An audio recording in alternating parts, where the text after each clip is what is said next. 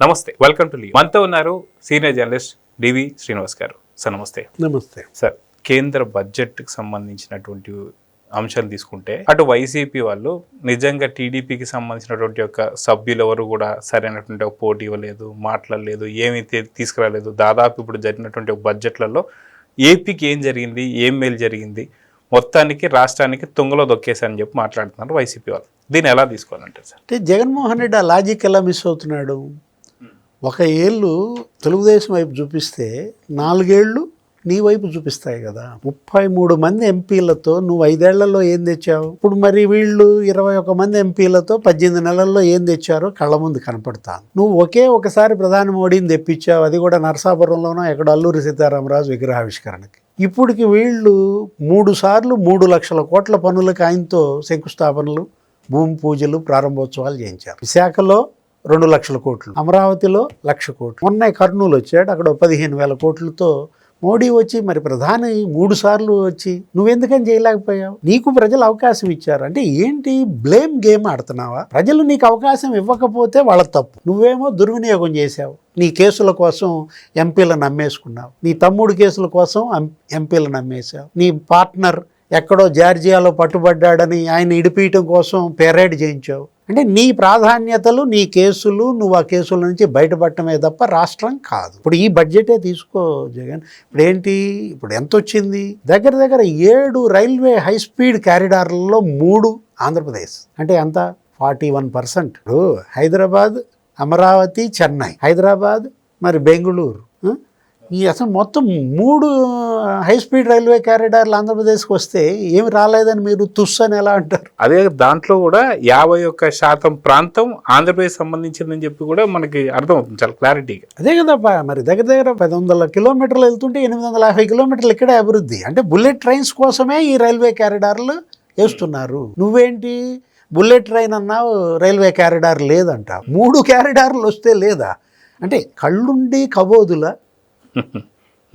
లేదు, గుడ్డిగా నటిస్తున్నారా? అభివృద్ధిని చూడలేని అంధకారమా? మనకు అదే కనపడుతుంది. అసలు ఈ కేంద్ర బడ్జెట్ మీద లోకేష్ ముద్ర ఉంది. లోకేష్ మరి అమెరికా వెళ్ళాడు 2024లో గెలిచిన వెంటనే.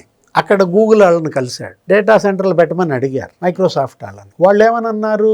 మాకు పన్ను విరామం కావాలన్నారు. అతను ఇక్కడికి వచ్చి మళ్ళీ ఇండియాలో ప్రధాని మోడీని ప్రత్యేకంగా కలిసి, ఆర్థిక మంత్రిని కలిసి అడిగాడు, ఒత్తిడి చేశారు. ఎంపీలందరినీ తీసుకెళ్ళి మాట్లాడితే ఈ బడ్జెట్లో 20 ఏళ్ళు పన్ను విరామం డేటా సెంటర్లకి 2047 దాకా ఇవాళ పన్ను విరామం కల్పిస్తూ నిర్మలా సీతారామన్ పెట్టింది. ఎవరి కోసం? ఎవరు దాన్ని సాధించింది? ఇప్పుడు గూగుల్ డేటా సెంటర్ 1,38,000 కోట్లతో విశాఖపట్నం, రిలయన్స్ వాళ్ళ డేటా సెంటర్ ఒక 98,000 కోట్లతో, బ్రూక్ ఫీల్డ్ వాళ్ళది ఒక 1,38,000 కోట్లతో, సిఫ్కోన ఎవరో ఇంకోళ్ళు 15,000 కోట్లతో, 13 దేశాలకు అక్కడ అండర్ గ్రౌండ్ సీ కేబుల్ వేస్తూ ఇవాళ డేటా సిటీగా విశాఖపట్నం. ఇప్పుడు 7 నగరాలను ఇవాళ వాళ్ళు మరి అభివృద్ధి చేస్తున్నారు దేశంలో. వాటిల్లో ఒకటి విశాఖపట్నం.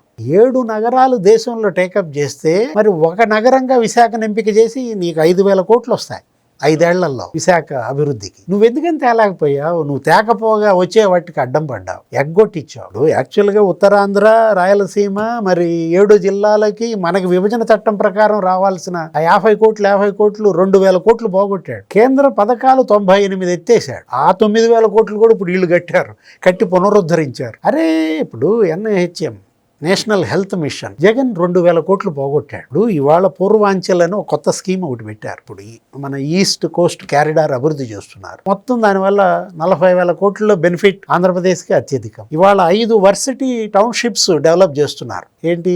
ఇండస్ట్రియల్ క్యారిడార్స్లో 3 ఇండస్ట్రియల్ క్యారిడార్లు ఆంధ్రప్రదేశ్లో ఉన్నాయి. VCIC, మరి HBIC, మరి CBIC అంటే Chennai Bengaluru industrial corridor. 3 industrial క్యారిడార్లు మధ్య గుండా పోతున్న ఆంధ్రప్రదేశ్కి వాళ్ళ ఒక వర్సిటీ టౌన్షిప్ వస్తుంది. 5లో ఒకటి. 5 మెగా టెక్స్టైల్ క్లస్టర్స్ పెడుతున్నారు. ఏమో లోకేష్ రేపు మంగళగిరిలో తెస్తాడేమో ఒకటి. దేశంలో ఈ బడ్జెట్లో 5 అభివృద్ధి చెందే ఆ 5 మెగా టెక్స్టైల్ క్లస్టర్స్లో ఒకటి మంగళగిరి అవుద్దా, ధర్మవరం అవుద్దా? బడ్జెట్ పెట్టడం కాదు జగన్, ఏంటి?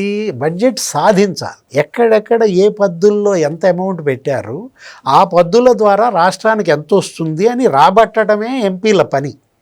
అది మొన్న క్లాస్ స్పీకర్ చంద్రబాబు వాళ్ళ ఎంపీలకు కూడా ఎంపీలందరికీ మంత్రిత్వ శాఖలు కేటాయించారు. ఆ శాఖల ద్వారా బడ్జెట్ తీసుకురావాలి. ఇప్పుడు పెట్రోవర్సిటీకి 306 కోట్లు ఇచ్చారు. విశాఖ స్టీల్ ప్లాంట్కి 100 కోట్లు పెట్టారని మీరు ఎగతాళి చేయటం కాదు. 13,500 కోట్లు వాళ్ళు ఆల్రెడీ ఇచ్చింది. అది పొద్దుగా చూడాలి.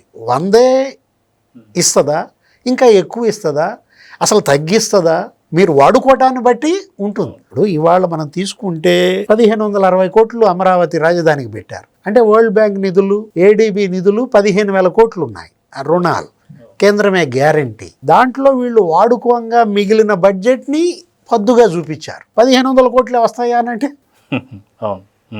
63,000 కోట్ల పన్నులకి ఆయన శంకుస్థాపన చేశాడు. అది కనపడతల్లా. ఇప్పుడు పోలవరానికి 3,800 కోట్లు ఏమో చూపించారు ఈ బడ్జెట్లో. ఆల్రెడీ 12,000 కోట్లు ఇచ్చారు. దాంట్లో 4,900 కోట్లు ఖర్చు పెట్టారు. ఇంకా మిగిలిన డబ్బుని ఈ బడ్జెట్లో చూపించారు. అంతే తప్ప 3,862 కోట్లేనా అంటే నువ్వు ఖర్చు పెట్టు, వాడుకో. వాళ్ళ బడ్జెట్ని బడ్జెట్గా చూడాలి కానీ నువ్వు బడ్జెట్ మీద బురద జల్లటం కాదు కదా. నీకు అసలు ఎవరు చెప్పరా, తెలియదా, చెబితే వినవా? ఇదెక్కడి చేదస్తం మనకైతే అర్థం. చేదస్తం కదా, ఇది మూర్ఖత్వం. ఒక రకంగా చెప్పాలంటే ఒక పొల్యూషన్, ఒక కాలుష్యం. ఏది ఇలాంటి అపోహలు, అబద్ధాలు చెప్పి ప్రజల్ని ఏదో రకంగా నమ్మించాలన్న ఒక కుట్ర. సో చూద్దాం సార్. ఖచ్చితంగా జగన్మోహన్ రెడ్డి చేస్తున్నటువంటి ఒక దుష్ప్రచారం మాత్రం ఎవరు నమ్మడం లేదు.